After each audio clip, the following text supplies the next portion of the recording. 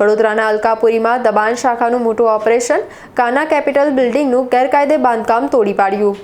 વડોદરા શહેર મહાનગરપાલિકાની દબાણ શાખાની ટીમ ફરી એકવાર એક્શન મોડમાં આવી છે।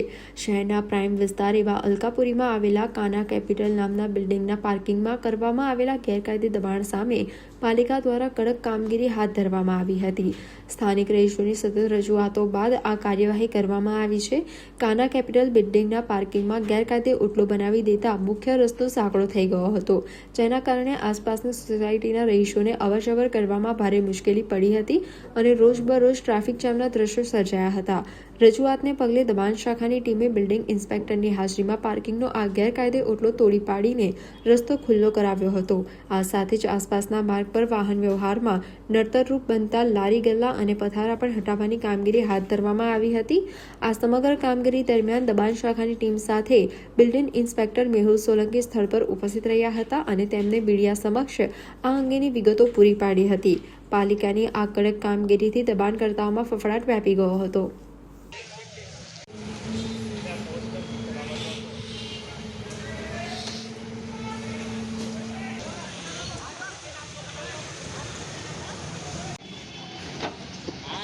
ફોન કરો, વાત કરી લો, પેલું ફોર્મ કેન્સલ કરવાનું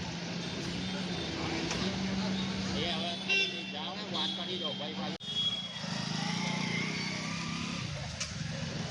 પત્રકાર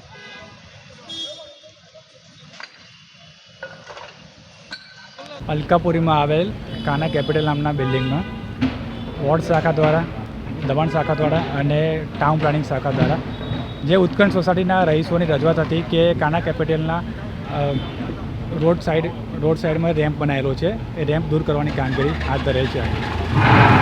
સાથે કોઈ લારી ગલ્લાની પણ ઉઠાવવાની કામગીરી? હા, લારી ગલ્લાની પણ કામગીરી દબાણ શાખા દ્વારા અને વોર્ડ શાખા દ્વારા કરવામાં આવી રહી છે।